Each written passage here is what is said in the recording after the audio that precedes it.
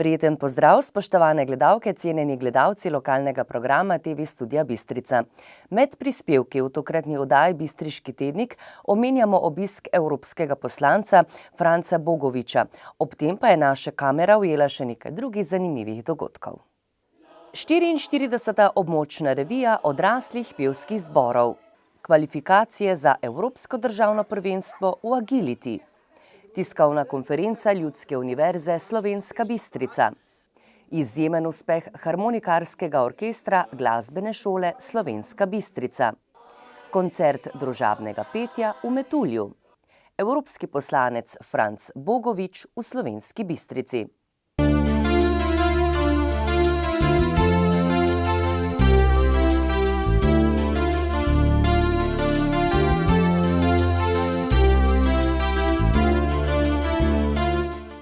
V petek, dne 10. maja, je območna izpostava javnega sklada kulturnih dejavnosti Slovenska Bistrica v osnovni šoli Pohorskega odreda v Slovenski Bistrici organizirala 44. območno revijo odraslih pevskih zborov pod delovnim naslovom Poj z menoj, prijatelj moj. Na reviji so se predstavili ženski pevski zbor Kut Oplotnica, mešani pevski zbor Kut Bojan Sinič Laporje, moški pevski zbor Kut Rožmarin Slovenska Bistrica, moški pevski zbor Kut Obrtnik Slovenska Bistrica Polskava, mešani pevski zbor Natanel Kulturnega društva Slomšek in mešani pevski zbor Kut Štefan Romih Čerešnjevec. Po strokovni plati je revijo spremljal magister Ivan Vrbančič. Prireditev so finančno podprle občine Slovenska Bistrica, Makole in Poljčane.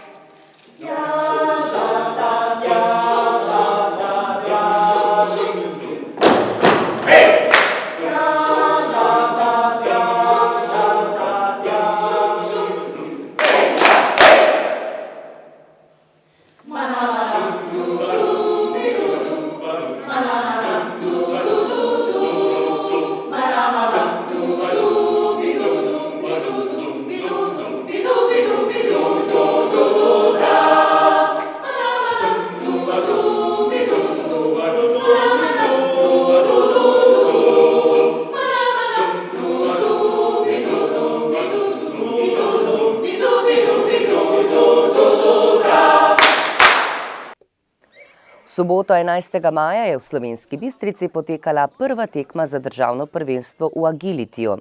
To je kinološka disciplina, pri kateri morajo psi v čim krajšem času spretno premagati parkur, sestavljen iz vnaprej določenega zaporedja različnih ovir.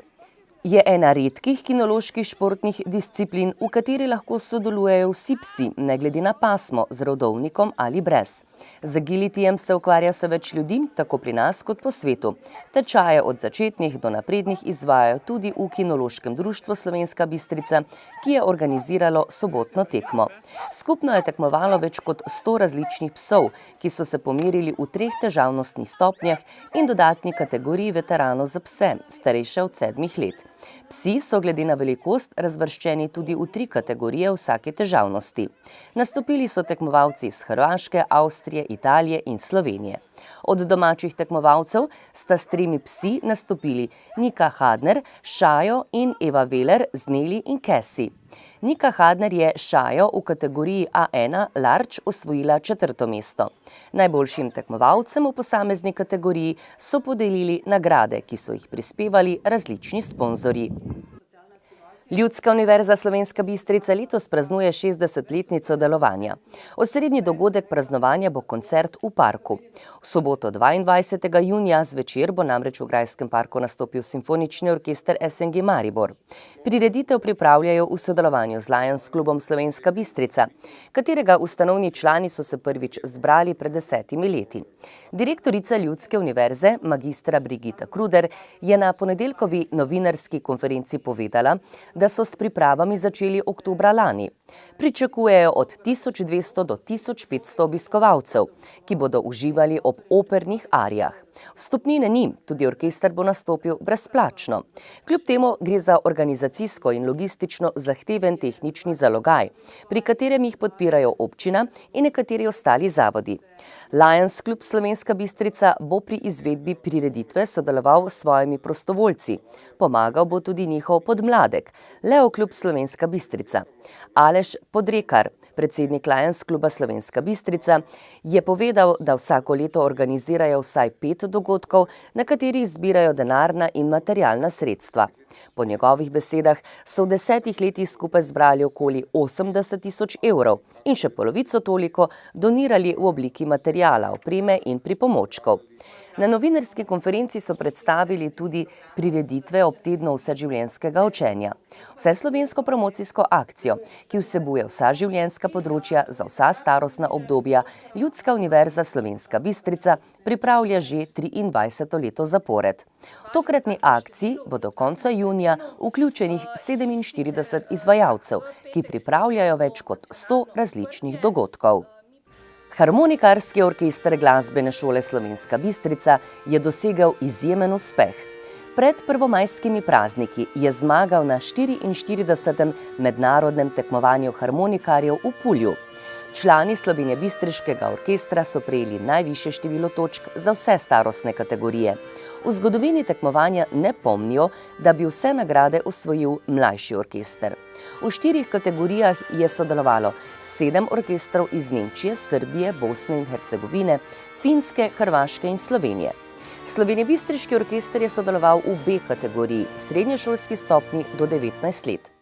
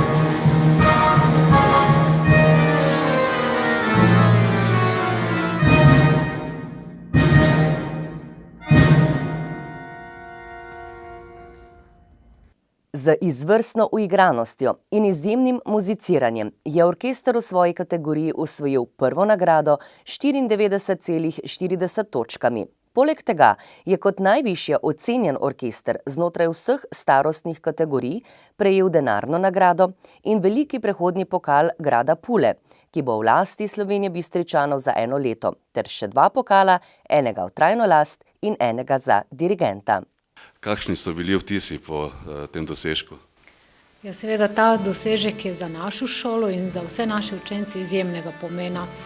Zmagati v kategoriji orkestrov med izjemno konkurenco 7 orkestrov iz Nemčije, Finske, Srbije, Slovenije, Bosne je za nas izjemen.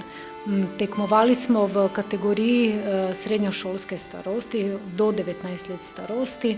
Program smo imeli tudi ustrezan, kljub temu, da mi poučujemo nižjo stopnjo glasbene šole in toliko več smo ponosni na naš uspeh, da smo lahko se pač nekako kosali in tekmovali z starejšimi.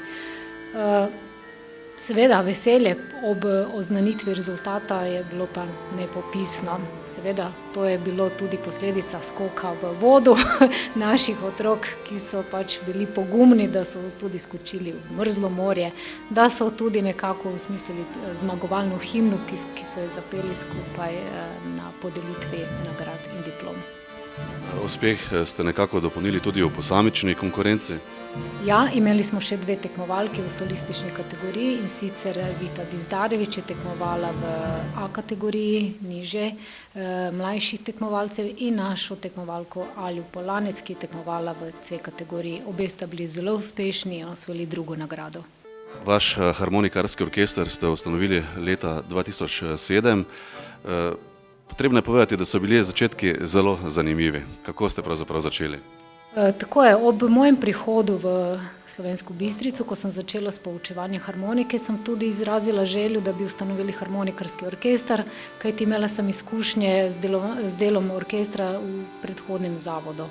Takratni vodja, gospod Pančič, je tudi podprl mojo idejo in smo pričeli z eno manjšo skupino 7 otrok, in ki se je pač seveda iz leta v leto razvijalo, raslo in nekako se je temu orkestru vedno več članov pridružilo. Kljub temu, da je orkestrska igra, orkester tudi v predmetniku glasbenega izobraževanja in vključuje učence od 5. razreda pa naprej. Z velikim veseljem seveda sprejemamo tudi mlajše, ki so željni, voljni in pripravljeni obiskovati vaje, ki potekajo enkrat na teden. Tudi nekako ob zaključku šolskega leta, ko so letni izpiti, malo imamo vpogled, kdo so tisti perspektivni mlajši učenci, ki bi bili pripravljeni se vključiti v orkester. Tako je do danes za vami že kar precej nastopov? Ja, seveda smo nepogrešljivi na vseh javnih nastopih. Sodelovali smo na veliko dobrodelnih koncertih in prav tako imamo že nekaj tekmovalnih izkušenj iz preteklosti, o čemer smo že seveda veliko govorili in vas obveščali. Letos vaša šola praznuje častitljiv jubilej, 70. obletnico delovanja. Ta obletnica je še toliko lepša zaradi vseh uspehov, ki so jih dosegli vaši učenci. Tako je, o našem jubileju smo že nekako spregovorili meseca marca, ko smo napovedali dogodke. Kot ste rekli, dosežki naših učencev so samo nekako nadgradnja vsega tega, kar sledi do konca koledarskega leta. In uspehi so bili izjemni letos. Namreč potekalo je državno tekmovanje za discipline pihal in tukaj smo bili izjemno uspešni. Prav tako naši učenci so se udeležili mednarodnih tekmovanj, trobila, klavir, in na vse rezultate naših učencev smo izjemno ponosni in moram pač izpostaviti tudi voljo in željo župana, gospoda Ivana Žagarja, ki bo prihodnji teden pripravil poseben sprejem za mlade glasbenike in uspešne tekmovalce v letošnjem šolskem letu. Velik uspeh. V Pulju ste proslavili res na takšen način, kot se spodobi, torej kako? V bistvu, po mojem, noben od nas ni pričakoval zmage, mislim, da še niti gospoda dirigentka, ne. Seveda pa smo bili vsi zadovoljni, vsi smo bili veseli, od veselja je nas enih par fantov skočilo celo v vodo. Igrali smo tudi nogomet z fanti iz Hrvaške, kateri je en od njih praznoval rojstni dan. Mislim pa, da je to vseeno nek dogodek, ki ga noben od nas ne bo nikoli več pozabil. Slišali pa smo tudi, da se ti je pravzaprav po zmagi mudilo domov. Ja, to pa je tudi res, saj naslednji dan smo leteli v Črnogoro, ker je ata načrtoval družinske počitnice, tako da se mi je malo mudilo, ampak je vse bilo na koncu v redu speljano. Alja, kako je potekalo samo tekmovanje orkestrov, katere pesmi ste zaigrali? Zaigrali smo 2 pesmi od istega skladatelja, Jakoba Dehana, sicer Pavane in Dakoto indijanske slike. Verjetno tudi sama nisi pričakovala, da boste dosegli takšen uspeh. Ne, je bilo kar veliko presenečenje za vse. Si se pa izkazala tudi v posamični konkurenci med solisti. Kako je potekalo to tekmovanje? Bilo nas je 25, dosegla sem 13. mesto, drugo nagrado.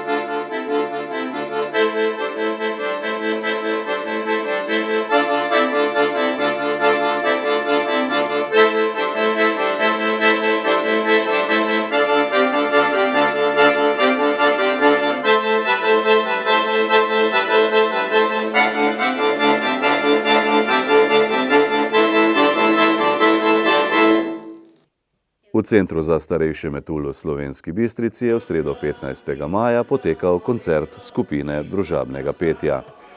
Pevcem so se pridružile tudi ljudske pevke in plesna skupina, ki prav tako delujejo v okviru Metulja.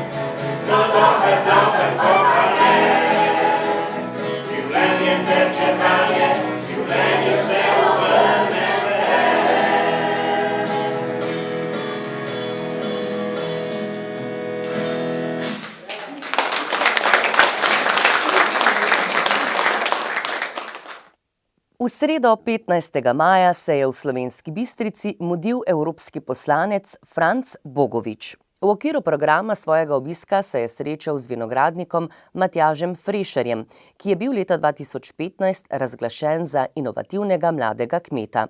Prav tako se je srečal tudi z Alojzem Mlakarjem, ki je naziv inovativnega mladega kmeta prejel leta 2011.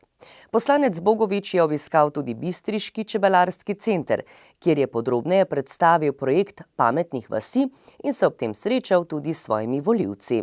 Evropski parlament je tudi na vašo pobudo oziroma vaš predlog potrdil okrog 13,5 milijard za nadaljni razvoj podeželja, ogroženega tako naravno kot demografsko in seveda geografsko. Mogoče nekaj besed ključnih poudarkov o tem projektu. V Evropskem parlamentu smo zaznali problem urbanizacije in pa izzivov, ki jih prinaša digitalizacija. In ključen cilj projekta pametnih vasi je, kako zaustaviti selitev ljudi iz podeželja v mesto, iz revnejših, manj razvitih okolij v bolj razvite. Ta trend notranjih migracij zame podobno velik problem, kot so zunanje migracije, pa premalo o tem govorimo. Zato je tudi, kot ste dejali, na moj predlog bil v regionalnem skladu, ki je doslej podpiral samo pametna mesta s 5%, sprejet amandma, da bo v novi finančni perspektivi 5% regionalnega sklada za odpravo teh problemov na podeželju, povezanih z demografijo, povezanih s slabimi internetnimi povezavami in podobno. Gre za pomemben korak. Doslej se je podeželje večino reševalo zgolj iz programa razvoja podeželja, ki v zadnjem času vse bolj pokriva okoljsko problematiko in ostalo. To pa sedaj novo, da tudi regionalni sklad pokriva področje podeželja. Projekti so na najrazličnejših nivojih, od kmetijstva, tako imenovanega preciznega kmetijstva, kjer lahko in s pomočjo, če hočete, satelitov, pa tudi dronov, senzorjev, optimiziramo procese, naredimo proizvodnjo konkurenčnejšo, zagotovimo tudi sledljivost kmetijske proizvodnje, kar je vedno bolj pomembno, potrošnik hoče vedeti, kaj je, na kakšen način je bilo predelano. Drug sklop v kmetijstvu je ta sklop, kako povezati potrošnika, ponudnika, umakniti te posrednike, ki velikokrat odžirajo večino zaslužka kmetom s trga, tako da to je na področju samega kmetijstva. Tudi so neke poizkusi rešitev, kako bi naredili z sodobnimi aplikacijami, ponudili storitve z kmetijsko mehanizacijo, da ne bo vsak, ki bo mogel teh dragih strojev ponuditi. Tako da to področje je dobro pokrito. Od tu naprej pa pridemo na področje mobilnosti. Recimo ta platforma oziroma ponudba zavoda Sopotniki, kjer je že v Sloveniji v občinah, ki imajo preko 200 tisoč ljudi, brezplačen prevoz za starostnike nad 65 let. Na področju turizma vemo, da brez teh bookingov, Airbnb-ov, se pravi povezave rezervacijskih sistemov, več ne moreš delovati. Energetika se zelo spreminja, tako imenovana decentralizirana energetika, aktivni odjemalci, kjer si zopet povezan na te stvari. Tako da drugo področje, zelo pomembno, pa je decentralizacija delovnih mest na področju sociale, zdravstva, predvsem na področju skrbi za starejše. Mislim, da je cela vrsta priložnosti, da bi se lahko storitve, kot je pomoč na domu, kot je tudi domska oskrba, izvajala v podeželskem okolju in bi ljudje rajši to uslugo sprejemali, tam po drugi strani pa ustvarjamo delovna mesta in pa tudi dvigujemo kvaliteto bivanja. Danes vas gostijo tudi bistriški čebelarji v tem prijetnem, pred kratkim zgrajenem objektu. Poudarek je na učnem, najbrž ni potrebno posebej poudarjati pomena izobraževanja in osveščanja mladih o čebelah in čebelarstvu nasploh in pa seveda prenašanju te tradicije na prihodnje rodove. Ja, jaz sem prav vesel, prvič vidim ta objekt in čestitke vašim čebelarjem. Lahko rečem, da sem sam tudi kot sadjar, koristnik čebelarskih uslug. V zadnjih letih mi to uslugo ponujajo čebele, ki jih upravlja moj sin, tako da sem relativno blizu temu področju. Vesel sem tudi to, da smo lahko na mojo pobudo povabili 100 čebelarjev v Evropski parlament, ker smo vseh 8 poslancev jih gostili, predstavili slovensko čebelarstvo, podprli tudi pobudo Svetovnega dneva čebel in resnično to je ena zgodba o uspehu. Naukov iz samih čebel odnosa do narave, kaj narediti, da ne odžagamo vejo, na kateri sedimo, poznamo in tu mislim, da je prav in Slovenci lahko resnično nekaj ponudimo, ne samo nam doma tu, ampak smo v bistvu zgled v svetovnem merilu. Upam, da bo po tejle zofki, ki nas je danes dobro namočila, prišlo tudi kaj sonce, kajti v nasprotnem primeru se obeta relativno slaba čebelarska letina tudi letošnje leto. Skupino Impol je v četrtek 16. maja obiskala Tanja Fajon, podpredsednica stranke SD in dosedanja poslanka Evropskega parlamenta. Vodstvo skupine Impol je Tanji Fajon predstavilo svoje poslovanje in razvojne usmeritve ter pričakovanja skupine Impol glede pomoči v okviru Evropske unije oziroma njenih institucij in organov. Evropska poslanka si je ogledala tudi proizvodnjo. Kandidati oziroma kandidatke za letošnje evropske volitve, ne glede na to, z katerega političnega pola prihajate, malo da ne alarmantno opozarjate na pomen tokratnih volitev. Zakaj so te volitve po vaši sodbi še posebej pomembne? Te volitve 26. maja so še posebej pomembne za prihodnost Evropske unije, ker smo po vrsti kriz prišli danes v situacijo, ko imamo na eni strani precej nestrpnosti, sovraštva, tudi nek vznik nacionalizmov, nevarnih populizmov, imamo skupne velike izzive in zato jaz trdno verjamem, da potrebujemo Evropo, ki bo močnejša, ki bo bolj povezana in ki bo se vrnila nazaj k tem svojim temeljem, solidarnosti, socialne pravičnosti. In mislim, da bomo na teh volitvah dejansko odločali o tem, ali si želimo bolj povezane, močne Evrope, ki je v interesu Slovenije, ali pa nam lahko grozi ena druga nevarnost, to je, da bo nas mogoče v tej Evropi čez 10-20 let lahko strah. Dejstvo je, da volilna udeležba ni ravno premo sorazmerna z agendo v pomenu teh volitev. Zdaj pri nas, v naši državi, na evropske volitve praviloma odhaja četrtina volivcev, kar je pravzaprav dobra polovica volilne udeležbe v ostalih članicah Unije. Na evropske volitve odhaja še manj volivcev. Pred 5 leti v Sloveniji smo imeli 24% volivcev. Jaz mislim, da in si želim, da bojo državljanke in državljani tokrat resnično razumeli, da nam je mar, v kakšni Evropski uniji, v kakšni Sloveniji si želimo živeti, ker ne nazadnje, če ne greš na volitve, bo namesto tebe odločil nekdo drug in verjetno bo odločil slabše oziroma vsaj ne tako kot ti sam.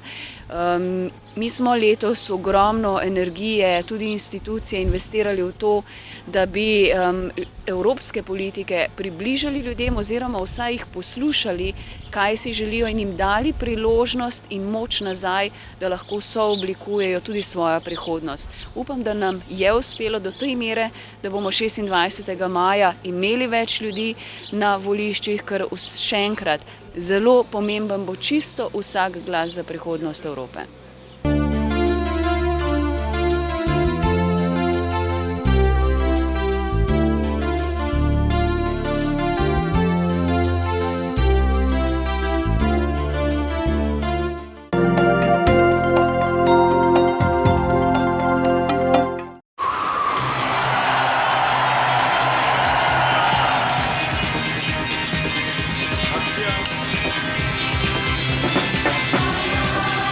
Teden ljubiteljske kulture.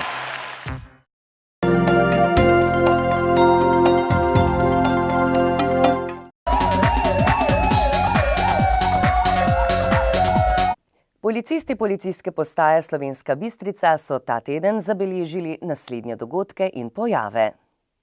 Policisti policijske postaje Slovenska Bistrica so obravnavali 13 kaznivih dejanj, od tega 3 kazniva dejanja tatvine, kaznivo dejanje zatajitve, kaznivo dejanje zlorabe osebnih podatkov, kaznivo dejanje nasilja v družini, kaznivo dejanje zanemarjanja mladoletne osebe, kaznivo dejanje ponarejanja denarja in 2 ostali kaznivi dejanji. Zgornja Polskava. Neznani storilec je vlomil v pomožni objekt in odtujil ročno kosilnico ter s tem lastnika oškodoval za 400 evrov. Slovenska Bistrica. Neznani storilec je s tatvino lastnika oškodoval za 200 evrov. Neznani storilec je odtujil gorivo na enem od bencinskih servisov. Varoš. Neznani storilec je vlomil v vikend in s tem lastnika oškodoval za 200 evrov. Pečke. Neznani storilec je vlomil v stanovanjsko hišo in s tem lastnika oškodoval za več tisoč evrov. Policisti so bili obveščeni o 14 prometnih nesrečah. 2 prometne nesreči so obravnavali kot prekršek, 1 nesrečo kot kaznivo dejanje. V 9 primerih so odstopili od ogleda. V 2 primerih so postopek zaključili z uradnim zaznamkom. Zaradi kršitev cestno-prometnih predpisov so podali 3 obdolžilne predloge, izdanih je bilo 37 plačilnih nalogov in začasno odvzeta 3 vozniška dovoljenja. Zaradi kršitev javnega reda in miru so opravili 3 intervencije in sicer v zasebnih prostorih. Obravnavali so tudi 1 delovno nesrečo.